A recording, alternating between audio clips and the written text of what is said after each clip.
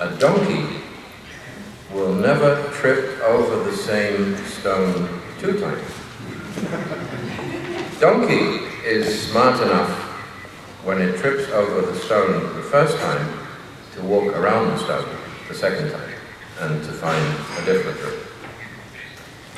But here we are, just a week before the 21st stone, the 21st Conference of Parties to the Framework Convention on Climate. In his introduction this morning, Mr. Lee Jae-mo, the Vice Chairman, talked about a meaningful outcome of Paris. But what does that mean, meaningful outcome of Paris? I think that Paris is going to give us 3 things. First of all, it is going to give us a near universal engagement on climate change. Nearly all countries have submitted plans, and that is fantastic. The problem is that those plans are not enough to get us to the 2-degree goal. Those plans are not even enough to reduce emissions. Those plans are just enough to slow the growth of emissions.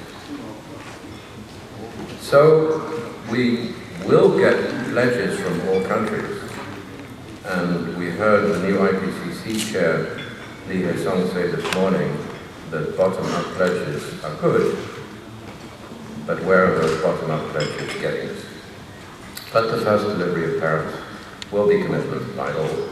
But that takes us to the second thing that Paris will deliver, which is critical, namely a decision to regularly review whether those commitments are enough and whether those commitments should be increased. And there we will need the help of the Intergovernmental Panel on Climate Change to assess what has been done and what needs to be done further. And the third thing I hope Paris will deliver, as my chair, Dr. Susilo Bambang Yudhoyono, said this morning, that it will deliver an answer on the question of finance. How a developing country is going to be helped on adaptation and mitigation. So I look for 3 outcomes: global engagement, a review process, and a solution on finance. Now, the road to that outcome is not going to be easy, because the views and interests of countries in this process are widely differing, and what actually constitutes a meaningful outcome, what the meaningful outcome is, has not been very clearly defined. The question I want to address today is, will Paris turn the corner? When we look back on Paris, will we see this event as part of a growing confidence and ability to manage the very, very difficult problem of climate change? And my answer is going to be probably yes.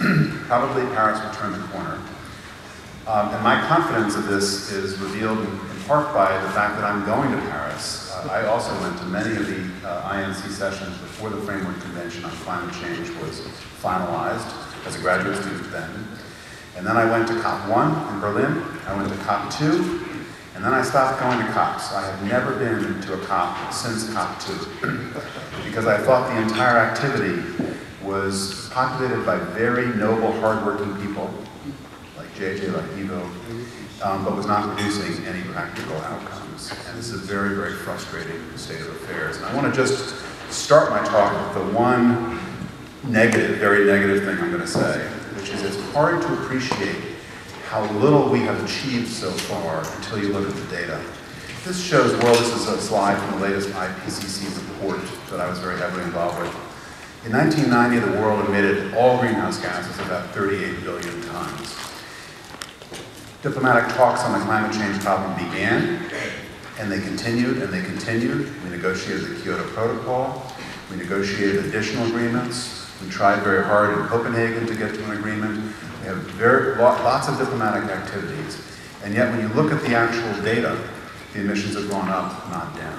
And this is unlike many other important international diplomatic topics where, for example, in trade, for example, in the ozone layer, what you see is that as diplomats work on the problem gets better.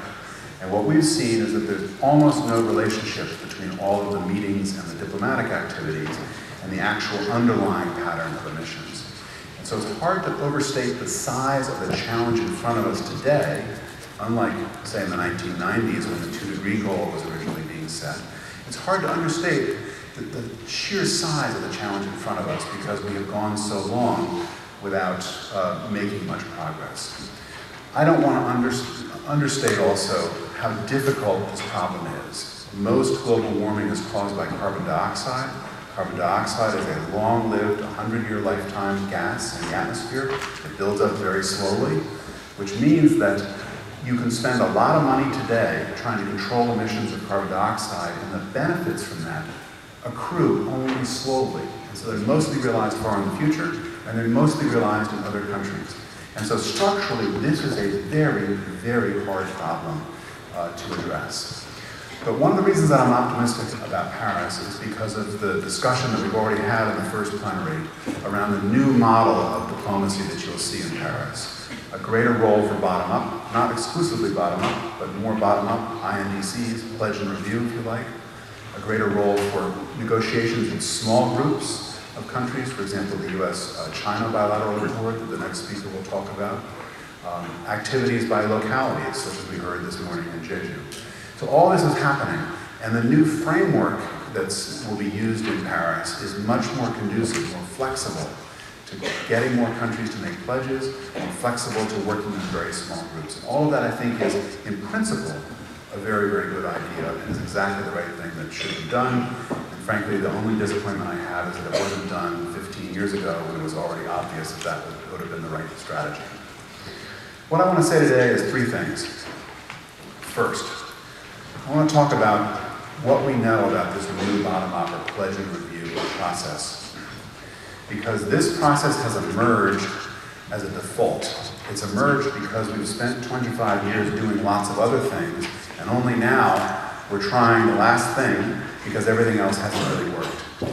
That to me is a little bit of a concern because it means that most of the players going into Paris are going there without a conscious strategy of how this new approach actually works, how pledge and review will actually lead to more effective governance of the climate change problem if we do the right things. And so it's very important for us to know what Paris is going to do, but also what Paris is not going to do. In my view, Paris is going to do, I have my own list, Ivo's shared his list, which I agree with, about what will happen in Paris. In my view, Paris is going to do 3 things.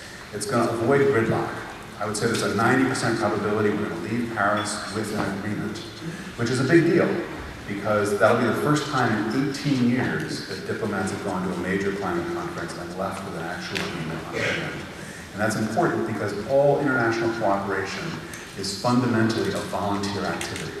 It's based on confidence. It's based on countries having confidence that when they start to do things, even things that are expensive, that other countries are going to do similar things as well.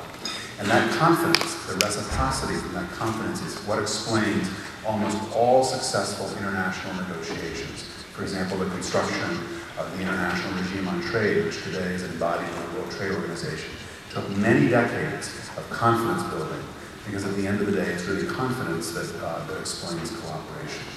It's going to bless this pledge and review process. We're going to have the INDCs. We're going to have maybe a review mechanism. I'm a little more skeptical about that. But the idea that we can have a flexible system with countries making their own pledges will be on display and will be blessed in Paris, and has already made very large accomplishments in engaging so many different countries, as Ivo and others have mentioned. And we're going to keep momentum on finance. I have been frankly very skeptical that we would be on track to deliver $100 billion a year of new finance by 2020. And I think this new report that came out from OECD last summer is a very good indication of the fact that the world is actually largely on track. There are going to be a lot of problems.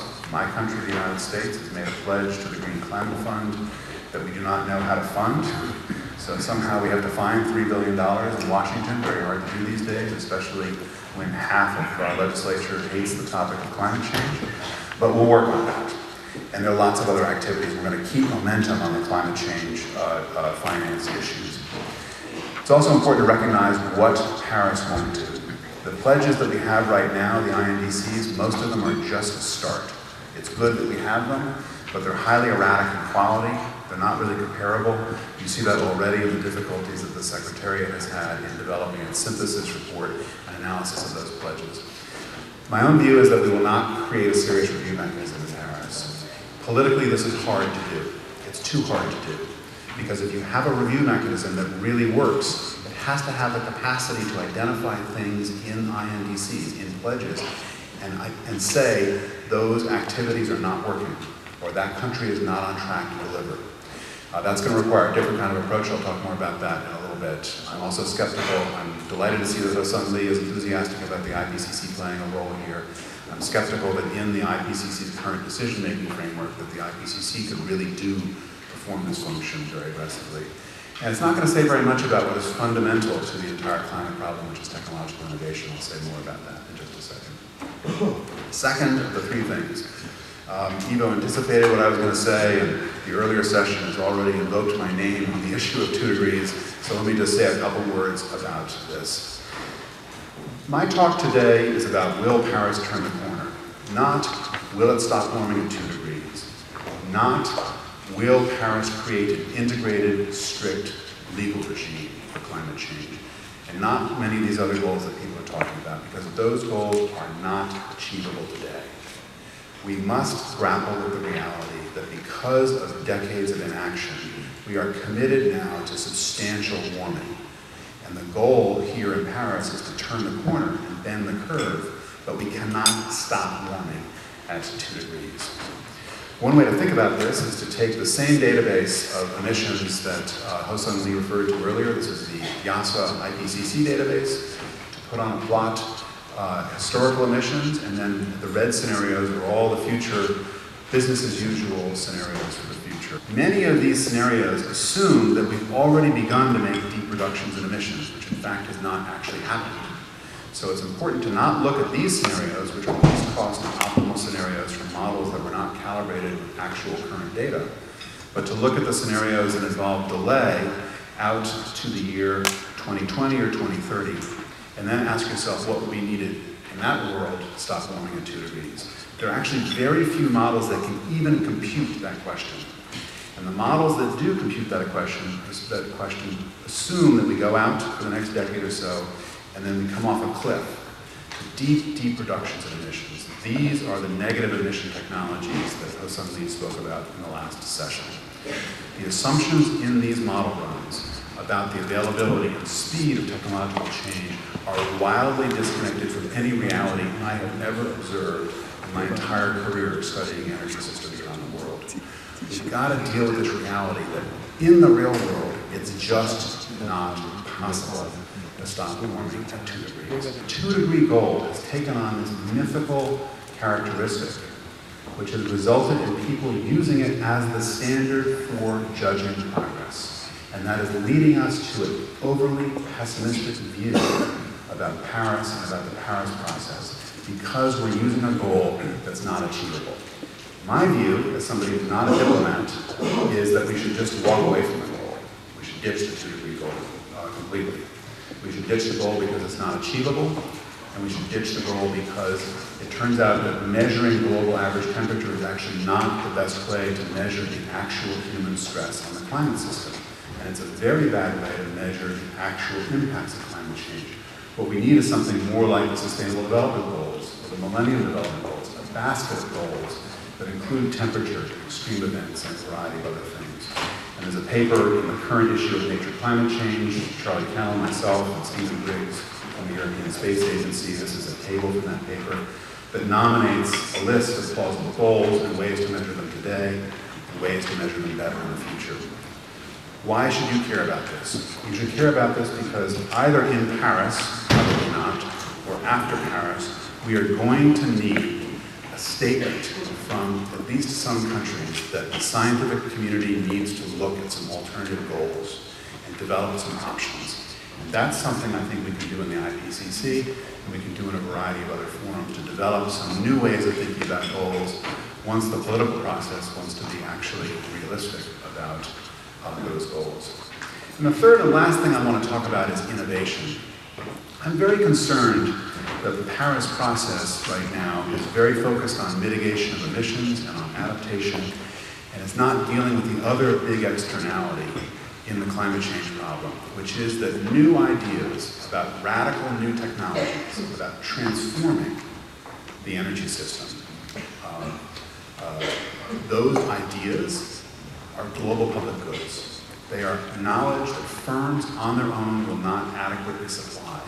And so we need active government policy in this area, just like we need active government policy to send clear signals to start controlling emissions.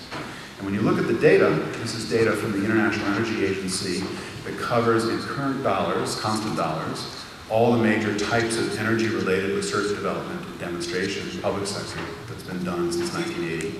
What you see is that spending today on energy innovation is the same level as it was in 1980.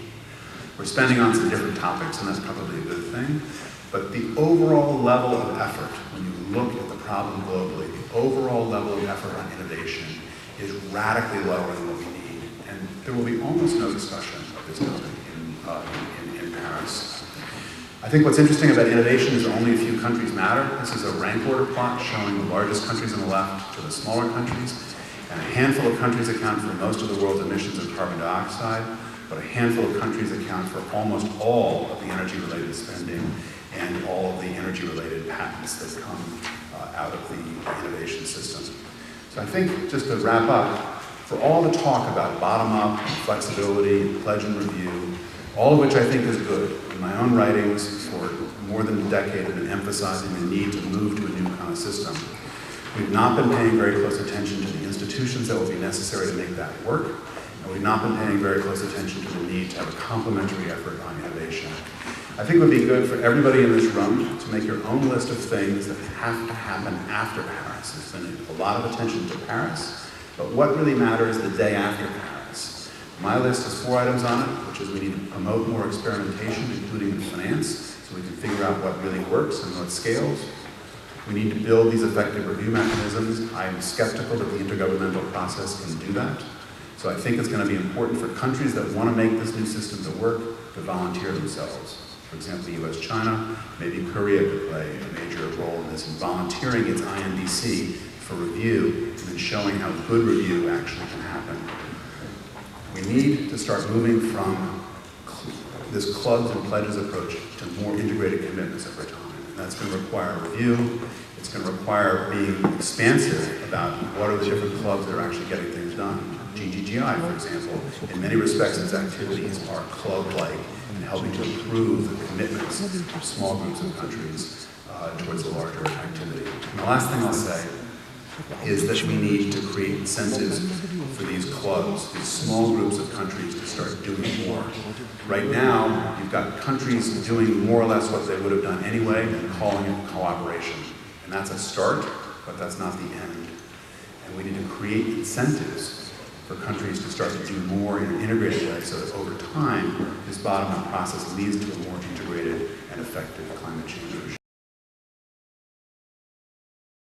The first is how different is Xi Jinping's environment climate policy from his predecessors. The second question is why different? So how different, why different? And what's the role China is going to play in the future climate governance? And that's the major 3 questions I want to address in this talk. How different? I like to compare Xi Jinping's policy toward climate with his predecessor, which means Hu Jintao and Jiang Zemin, even Deng Xiaoping and Chen Yanbao. This is sort of 5 generations of leaders since the founding of the People's Republic of China. So what's new? What's new in current Xi Jinping's government?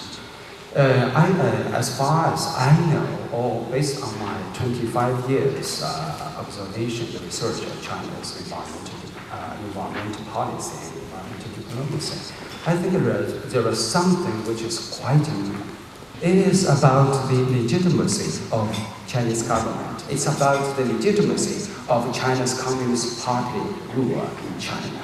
So it's, of course, it's more important than just economic issue. This is the first view. The second view is that Xi Jinping argued that environmental issue currently is a moral issue. It's a moral issue. I just want to emphasize, he used these sentences, it's very impressive to me. He said that a sound environment is the fairest public good and the most universal well-being. This is sort of a moral issue. And that partly explains why China now moving very, very fast or steadily towards sort of green and low carbon economy, and also partly explain why China now is making more contribution to global climate and sustainability governance. The third news is about, he argued that environment is a national security issue. Now, I think that for us, Xi Jinping will rule China at least 10 years. Now, 3 years passed. He still has at least 7 years in his term. And according to him, he now is, last year, he put forward this outlook. We say that overall national security outlook. And there are 11 elements in this national security outlook, which is guiding principle of China's national security strategy. Among them, 2 of them are just directly related to environmental security. One is eco-security, ecological security. The other is resources security. So they are actually equivalent to environment security. That's about the new thinking of Xi Jinping's environment and climate. Now comes to the second part, this new policy. I think a lot of new policies come out since his, since 2013, he took the power. Here, because this is a long list, I have to restrain myself. So just several things are very important. Generally speaking, the policies are a combination of command and control policies and the market mechanisms. Here, I think among them, what are most important to me are those. First is the action on air quality, the air pollution and prevention and control, which took effect 2 years ago. The other is the fast investment in renewable energy. So we, according to the recent data, in 2014, China recorded the largest increment in the renewables in power generation consecutively in the last 5 years. This is data from the IEA. And also we have, we are supposed to establish a nationwide carbon trading system. This is, international communities will be highly of this because this is a very ambitious. Very few developed countries establish this sort of a nationwide carbon emission trading system. The third new policy is about how to improve the energy efficiency. There's a lot of data here. I don't want to go in details. What I want to emphasize here is sort of the transparency, environmental transparency. I think that's really something new. We talk about, in the next 5 years, Chinese government will establish a nationwide 24 hours real-time online information system on China's environmental quality. So that's very important for further actions on pollutions. The second part is about the enterprises, the governments, and the public institutions, the disclosure of their information on environment. So these 2 documents are very important for improving environmental transparency. The next policy I want to emphasize is sort of, how to regulate the officials' behavior in China.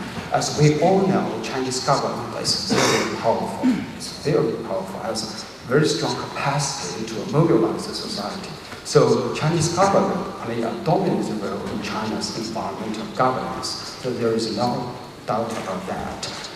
Here, I think Xi Jinping, really wants to push forward the governance in officials.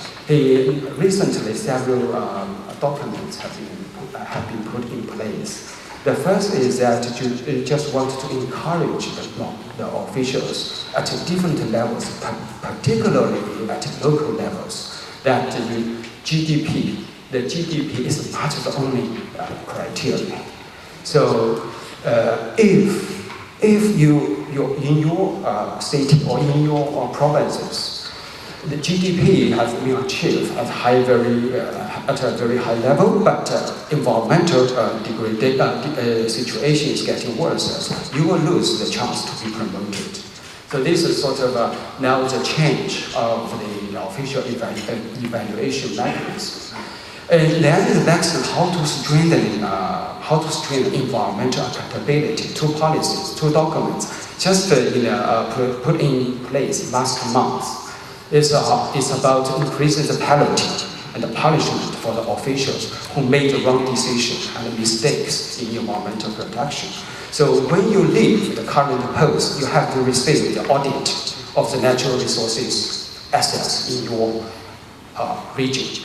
And even if you retire, you have to be responsible for these negative effects on the environment.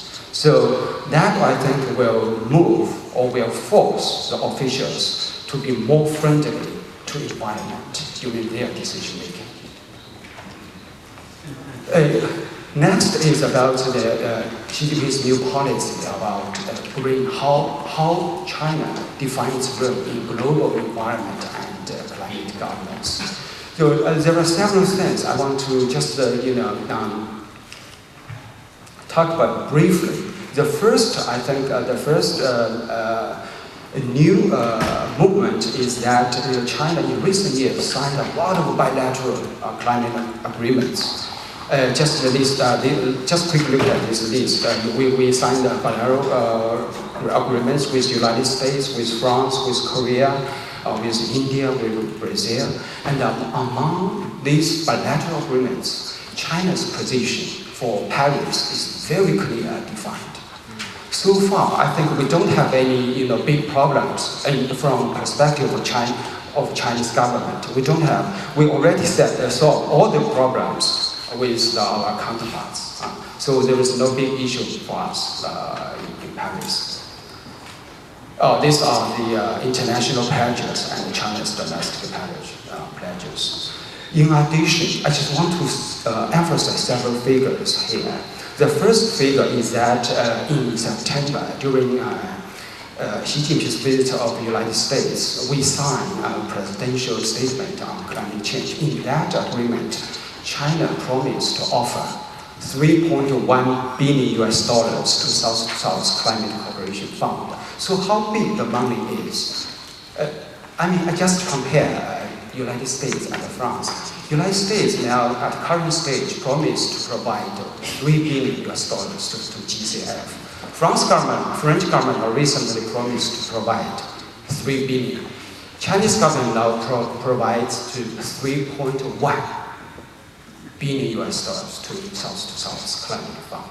In addition to that, Chinese government also promised to provide $2 billion to 2030 development agenda. And in addition to that, we'll increase the number to $12 billion to developing countries for sustainability by the year 2030. To be honest, before his visit in China, very few experts expected such a big figure. Because just compare last year, Premier Zhang Gaoli in the UN Summit on Climate Change, that time Chinese government just promised $114 million to South to South. So you just compare. We never thought that way. We can twice, we can 5 times, but now it's 15 times that big. So this is very ambitious. It's beyond the expectations of almost all Chinese experts, including me, that we never see that ambitious, to be honest. So just two new very positive messages here. We already met the targets, targets in terms of our carbon intensity already met, and we can achieve the target ahead of time. Yes. So I will be very quick, just 1 minute, Mr. Zhou. Thank you for your patience. Why different? I list three reasons for this. The first is that we are now facing increasing pressure from the environmental challenges, smog. I think everybody knows this. The second reason for this is that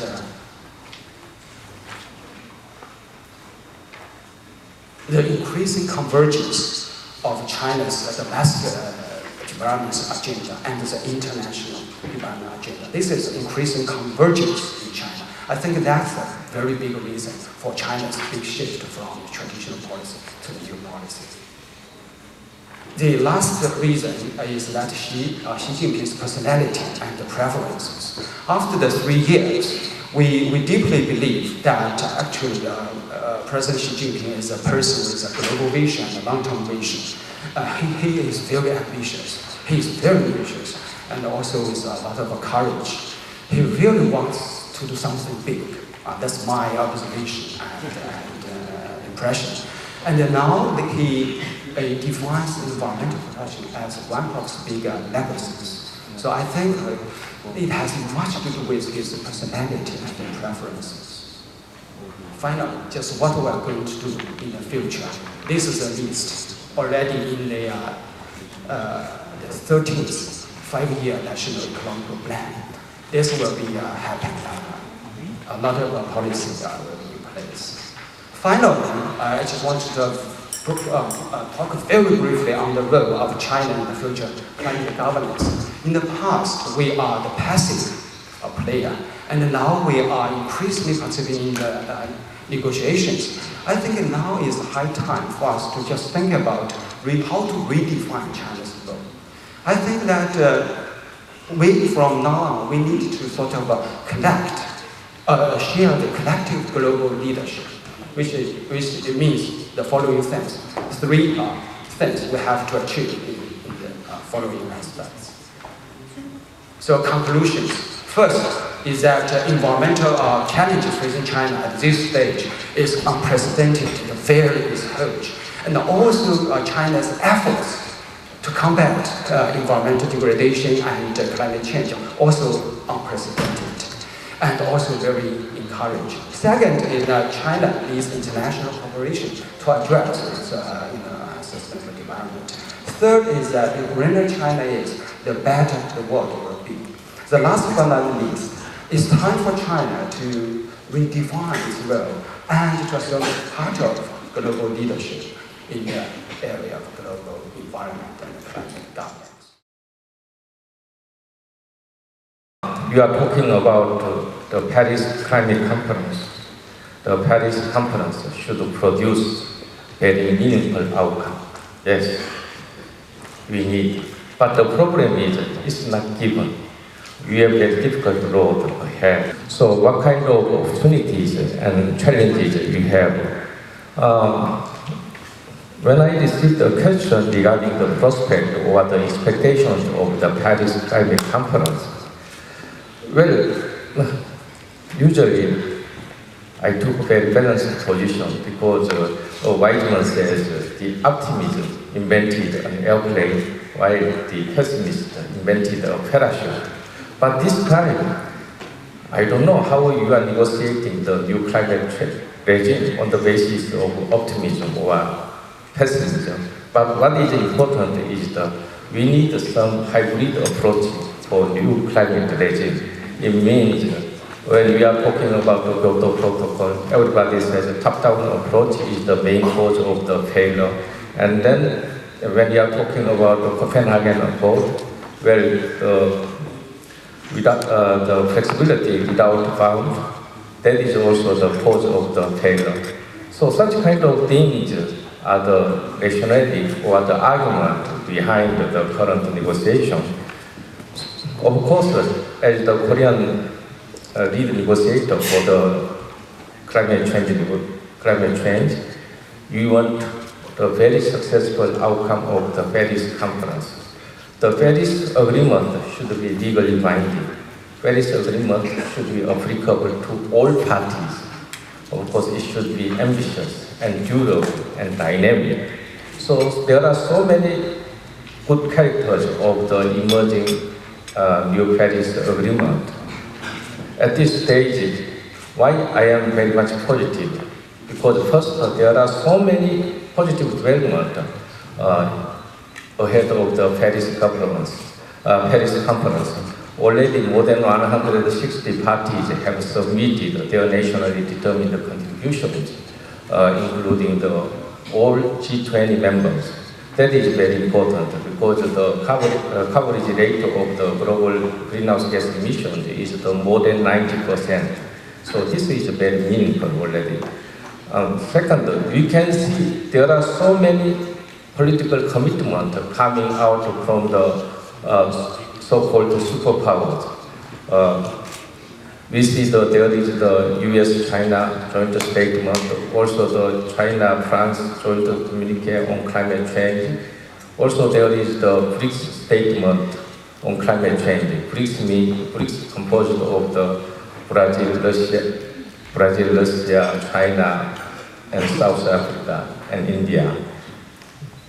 And this kind of thing is the political commitment which will lead the Paris meeting to the very successful one.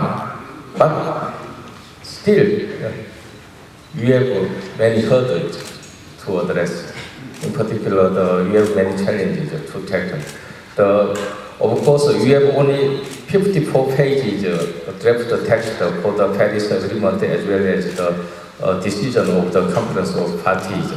But the problem is, the text is not easy to understand because there are so many complex options. Also, there are so many competing views. So when we see the size of the text, where everybody said our negotiators will have the 2 weeks to make it very simple ones. Of course, if it is the technical exercise, we can make it. But the problem is that this is not technical exercise, it's a political exercise. So there are so many difficult issues which should be remained. So the first one is, of course, there is the ambition, how to achieve our ultimate goal for holding the global temperature rise the 2 degrees Celsius by 2100. That is one of the numerical targets we have agreed in 2010 in Mexico. But now we are talking about another long-term goal. How we can set up our long-term goal by 2050 as a kind of the mid-term goal to the mid-term goal or the mid-term pathway to the 2100. So we are talking about a numerical target as well as some kind of the target transition to low carbon or low emission climate resilient economy. That is also the very important one.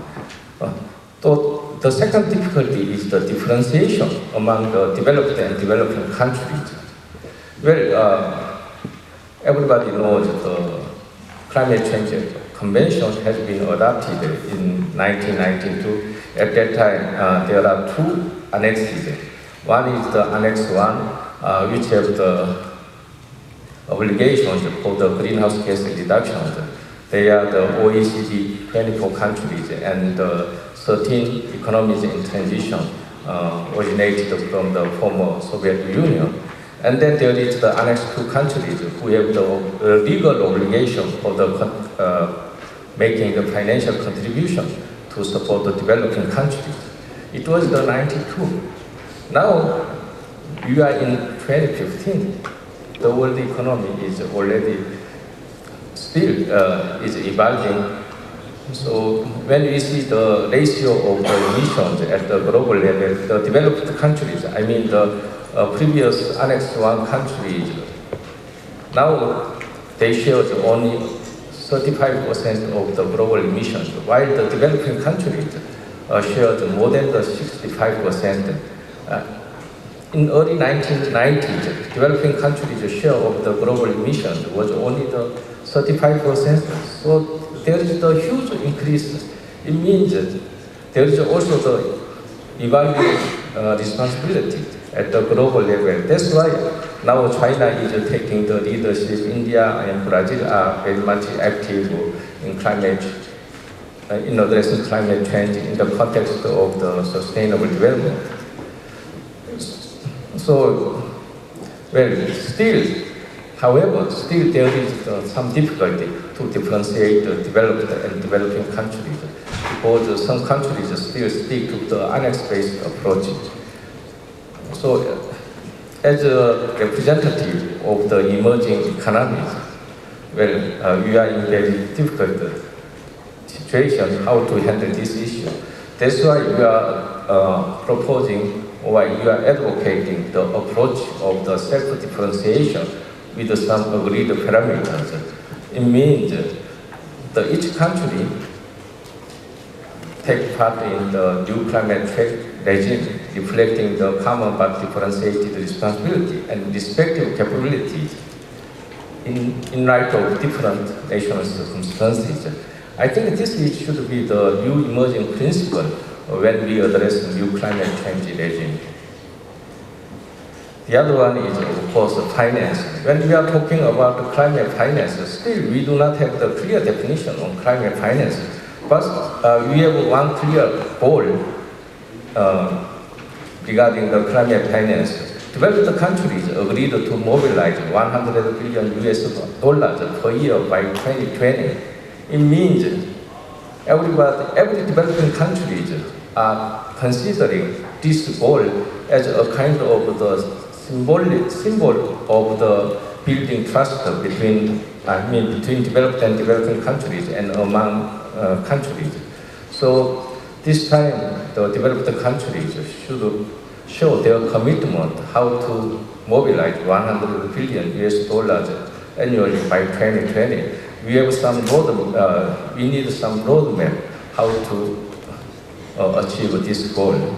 So this one will give the many developing countries to actively participate in mobilizing climate finance. Of course, as Korea, as an emerging economy, we proposed a kind of the wording complement should be made by the parties which are in a position to do so. So also Chinese delegates are proposing a word, parties willing to do so.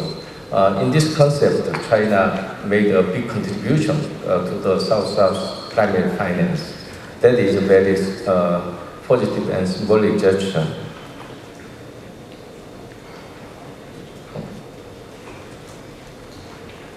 So, you know, when you attend the climate change negotiations, my friend Ivo said, when we are talking about the environmental integrity group, he said it's very strange group. Yes, it's very strange group in a sense, because the environmental integrity group is composed of Switzerland, Mexico, Korea, Liechtenstein, and Monaco. So a few weeks ago, in fact, the Le Monde quote this EIG as a group integrity territorial, but I'm not among that.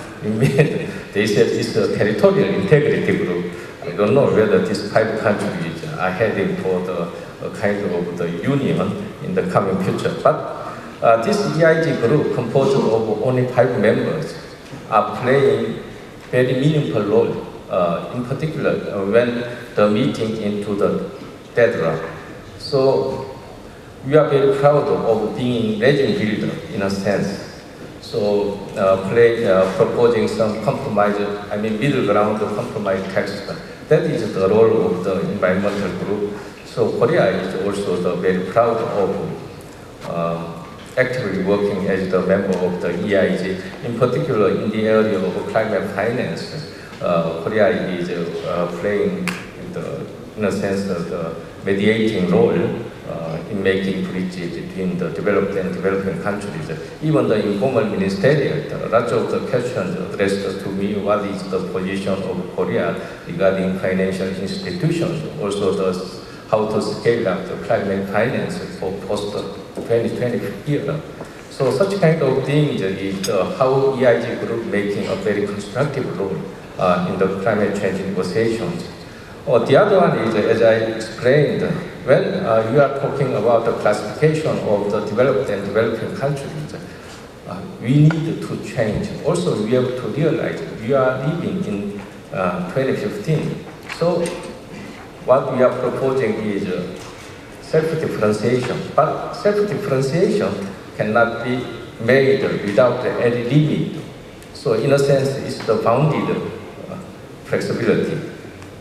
So each country will present nationally determined contribution reflecting its capabilities and its national circumstances. But we need some guidelines, such as the low-based sliding, the progression principles, also the principle of the clarity, transparency, and understanding. Such kind of element will guide each country to make progress. So that is the concept of the self-differentiation with the agreed parameters. And the other area, the Korea will play a very positive role in climate change negotiation is the lead by example. As you know, Korea is a country of innovation, also the very advanced economy in the area of information and technology. That means Korea can present a kind of the example, not a lesson. We are not providing any kind of lesson, but just we want to provide some examples how to make a transition to the low carbon green growth economy. In that context, Korea's framework act on low carbon green growth, that is one of the examples how each country can make an institution in the area of the green growth. And also Korea launched the carbon market at the beginning of this year. Of course, there is some complaint, this market is not working well. But in fact, the carbon market still, the carbon market, we have to see how participants will have their outcome of the annual greenhouse gas emissions at the beginning of the next year. So we need to wait and see how the market will work. Also, Korea was very much active in a sense of developing the Green Climate Fund business model. It's a kind of the Bangkok project, so it's based on Korea's experience. So let me stop here, and then the details, of course, after Paris meeting, I will have a chance to share all the information with you. Thank you.